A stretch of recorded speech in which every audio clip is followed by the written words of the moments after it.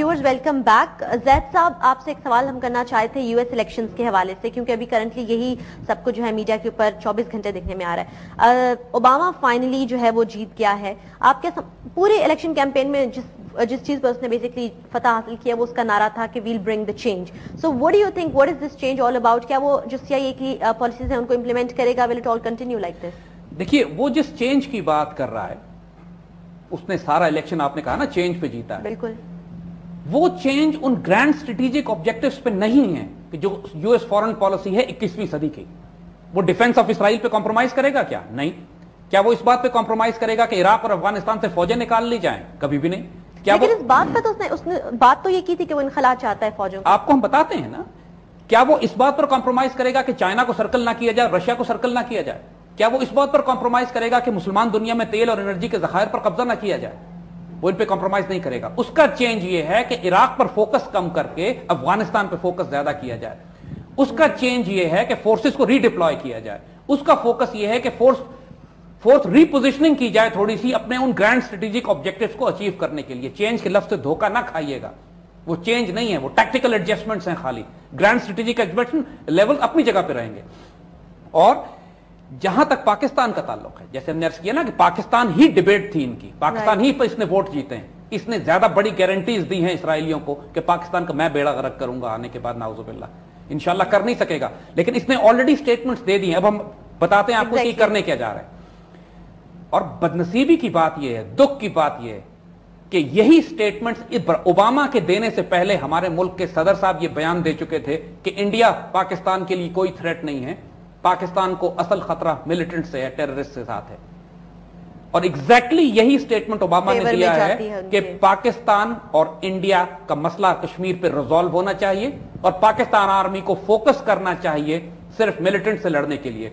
और जो न्यूकॉन आइडियोलॉजी इस वक्त अमेरिका में है, वो तो इससे भी एक हद आगे जा रही है कि अमेरिकन खुद इस बात को कह रहे हैं कि पाकिस्तान का जब मसला हम कश्मीर से हल कर देंगे तो पाकिस्तान को आर्मी की जरूरत नहीं है, पाकिस्तान को F-16 tanks, armour, artillery, weapon systems की, न्यूक्लियर और मिसाइल प्रोग्राम की जरूरत नहीं है। इनफैक्ट IMF ने भी थोड़े अर्से पहले अखबार वो सारी चीजें पाकिस्तान से ले ली जाएंगी। पाकिस्तान को एक ग्लोरीफाइड पुलिस फोर्स की जरूरत है, सिर्फ एक पुलिस फोर्स हो पाकिस्तान के पास कि जो लॉ एंड ऑर्डर मेंटेन करे, क्योंकि जो मुल्क तोड़ के ये छोटा करेंगे, जो नाउजुबिल्लाह इनका प्लान है, ये ओबामा के प्लान हैं। ओबामा के मामले में किसी खुशफहमी में ना रहिएगा। He is going to implement now fast track, यानी उन जो कुछ बुश छोड़ गया है जिस काम को, उसको हाई स्पीड इंप्लीमेंट करने के लिए आएगा। यहां पर जो अर्ज किया, इसका मिसाल इसी बात से आप देख लीजिए कि जो चीफ ऑफ स्टाफ इसने इंप्लीमेंट किया है, पहले अपना चीफ ऑफ स्टाफ अपॉइंट किया है, वो एक बदतरीन ज़ायनिस्ट है जिसके बाप के हाथ के ऊपर और इस शख्स के हाथ पे हजारों मुसलमानों का, फलस्तीनियों का खून लगा हुआ है। इसके बाद भी शक रह जाता है किसी को। और ये जो सीआईए के अटैक्स हमारे ट्राइबल एरियाज में शुरू हो गए, आगे हम डिस्कस करेंगे कि किस पर हो रहे हैं और क्यों हो रहे हैं। ये तमाम बातें बड़ी क्लियर कट हैं कि जो कुछ, और अफसोस की बात हमने अर्ज किया ये बात कि जो ओबामा चाहता है पाकिस्तान के बारे में करना, उसके कहने से पहले हमारे मुल्क के सदर ये बयान दे रहे हैं कि हम उसको इंप्लीमेंट करेंगे। अजैद साहब, जितनी भी थ्रेट्स हमें थी वो तो हमने डिस्कस कर ली सीआईए की जानिब से। थोड़ा सा ये बताइए कि ऑन ग्राउंड एनालिसिस क्या है, इस वक्त करंट सिचुएशन क्या है? ये बड़ी अहम बात है, इस बात को समझना बहुत ज्यादा जरूरी है कि देखिए उनके ऑब्जेक्टिव्स हमने डिस्कस किए हैं, ऑन ग्राउंड क्या हो रहा है अब हम ये देखते हैं। हर चीज जो वो चाहते हैं वो नहीं हो रही, क्योंकि वो जोर बहुत सख्त लगा रहे हैं। सबसे पहले बात हमने ये कही थी कि करप्ट इनकॉम्पिटेंट हुकूमत, जाहिर है उनका सबसे बड़ा स्ट्रेटेजिक ऑब्जेक्टिव यही था कि इसके बाद जो कुछ वो करेंगे वो इसके बाद करेंगे। आप सिर्फ एक मिसाल देख लीजिए, मुल्क में इस वक्त हालात क्या है। लिटरली हाल ये है कि कोई गवर्नमेंट नहीं है। एब्सोल्युटली लिटरली हाल ये है कि करप्शन, मिसमैनेजमेंट, बैड गवर्नेंस अपने उरूज पे पहुंची हुई है। और सबसे बड़ा मुल्क को, कौम को जो मसला है नेशनल सिक्योरिटी के हवाले से, टेररिज्म, दहशतगर्दी। सिर्फ ये मिसाल देख लीजिए कि इस पूरी पार्लियामेंट में दहशतगर्दी की जो डिबेट की है पार्लियामेंट में, उसका क्या नतीजा निकला है। दहशतगर्दी की डिबेट की गई थी, उसका ऑब्जेक्टिव यह था कि पाकिस्तान यह डिसाइड करे कि अमेरिका के साथ वॉर ऑन टेरर में हमारी रिलेशनशिप क्या होगी। वो गलतियां जो पिछली हुकूमत मुशर्रफ दौर में बेड़ा गर्क कौम का कर दिया इन लोगों ने, अगर ये सिंसियर होते तो आके पहले रीडिफाइन करते उन तमाम टर्म्स को, उन शराइत को कि जो अमेरिकन के साथ तय की गई हैं, टेररिज्म को डिफाइन करते, ये डिफाइन करते कि हमने तालिबान में और अलकायदा में फर्क करना है या नहीं करना, ये डिफाइन करते हैं कि हमने अमेरिकन नेटो को सप्लाईज भेजनी है या नहीं भेजनी, हम ये डिसाइड करते हैं कि पाकिस्तान और अमेरिका का रूल्स ऑफ एंगेजमेंट क्या होंगे, अमेरिकन ड्रोन्स को पाकिस्तान में आने की इजाजत दी जाएगी या नहीं दी जाएगी, अगर अमेरिकन फिर भी आते हैं तो हम उनके साथ क्या सलूक करेंगे। देखिए ان سب باتوں کے لیے کسی بریفنگ کی ضرورت نہیں تھی. جو اعتراض کیا جا رہا ہے کہ صاحب بریفنگ ہلکی دی گئی اور ہمیں جو وار آن ٹیرر کے بارے میں بتایا ہی نہیں گیا, ان باتوں کو تو ایک بچے کو بھی نہ بتایا جائے تو اس کو پتا ہے کہ پاکستان کو امریکہ کے ساتھ کیا ریلیشن شپ رکھنے چاہیے. ان میں سے ایک بات بھی ڈیسائیڈ نہیں کی گئی. Absolute waste of time. حال یہ تھا کہ 40 50 60 ایم این اے بیٹھے ہوا کرتے تھے 400 450 کے ہال میں جب بریفنگ دی جا رہی ہوتی تھی. ایک دو ایسے موقع بھی آئے, ایک بھی ڈیسیشن نہیں لیا گیا. اس سے زیادہ انکمپٹنٹ پارلیمنٹ کیا ہوگی کہ جب پوری قوم کو, بیت اللہ محسود کو دہشت گرد ڈکلیئر نہیں کیا ان لوگوں نے, آخر میں صرف ایک کمزور ریزولوشن پاس کر دی کہ امریکنز کو ہم الاؤ نہیں کریں گے کہ جو ریڈز ہمارے ملک میں کر رہے ہیں وہ ان کو نہیں کرنے چاہیے. امریکنز کو کیا پرواہ ہے ایسی فضول اور گھٹیا قسم کی پارلیمنٹ کا کہ جو یہ فیصلہ نہیں کر سکتی کہ قوم اپنی عزت اور آبرو کیسی بچائے گی, جو یہ فیصلہ نہیں کر سکتی کہ امریکہ کے ساتھ ہمارے ڈگنیٹی کے ساتھ آنریبل کو ایگزسٹنس, ہمارے ریلیشن شپ کیا ہونے چاہیے ان کے ساتھ. یہ فیصلہ نہیں کیا اس پوری پارلیمنٹ نے. Are we a sovereign nation?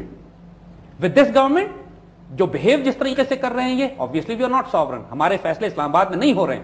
اس حکومت کا انفیکٹ کام یہ تھا کہ اس پورلی پارلیمنٹ کی بحث میں they wanted to make sure کہ ایسا کوئی فیصلہ نہ نکل آئے یہاں سے کہ جو پاکستان اور امریکہ کے جو اس وقت کے ریلیشن شپ ہیں, جو امریکن گیم پلان یہاں پہ چاہتے ہیں, اس کو ڈسٹرب کر دیا جائے. لہذا ایک فضول سی بحث کرا کے ایک آئی واش قوم کو دکھانے کے لیے کہ دیکھو ہم بھی بڑی کاروائی ڈال رہے ہیں, اپنی تگو دو اپنی آنی جانی دکھانے کے لیے کہ ہم نے کیا کاروائی ڈالی ہے. This is what they did. So this is one example I am giving. On ground ملک میں بجلی اور کھانے پینے اور چیزوں کا جو بحران تھا. اب ایک بات نوٹ کیجئے, اب انہوں نے 62 لوگوں کی 60 65 لوگوں کی کیبنٹ بنائی ہے. کئی ماہ سے تو ایک ایک منسٹر 5 5 6 6 وزارتیں چلا رہا تھا, اور بیڑا غرق پھر منسٹریز کا ہوگا نہیں. کام کرنے والا جب کوئی نہیں ہے تو کیا سلسلہ بنے گا. جب پاکستان بنا تھا تو ہمارے پاس 17 یا 18 منسٹر نہیں تھے, اور اس کے بعد دنیا کے بڑے بڑے ممالک کو آج اٹھا کے دیکھ لیجئے 18 20 22 21 19 منسٹرز ہوتے ہیں جو اس کو چلاتے ہیں. اتنی بڑی بریگیڈ منسٹرز کی وہ صرف ہمارے ملک میں ہی ہو سکتی ہے, جس میں سے لٹرلی کام صفر ہے. گورننس اور پرفارمنس آپ سڑکوں پہ دیکھ سکتے ہیں کہ زمین پہ آپ دیکھ سکتے ہیں کیا ہو رہی ہے. سو ایک تو لیول یہاں پہنچ چکا ہے. دوسرا اکانومی. اب اکانومی کے حوالے سے ایک بات عجیب و غریب ہے, جو بات ہم پہلے کہہ چکے ہیں کہ اس ملک کے جتنے حکمران ہیں سربراہان ہیں ڈالرز میں ارب پتی ہیں, اپنی دولت ملک کے اندر لے کے کیوں نہیں آتے؟ یہ کیوں بھیک مانگنے پر جا رہے ہیں پوری دنیا پہ؟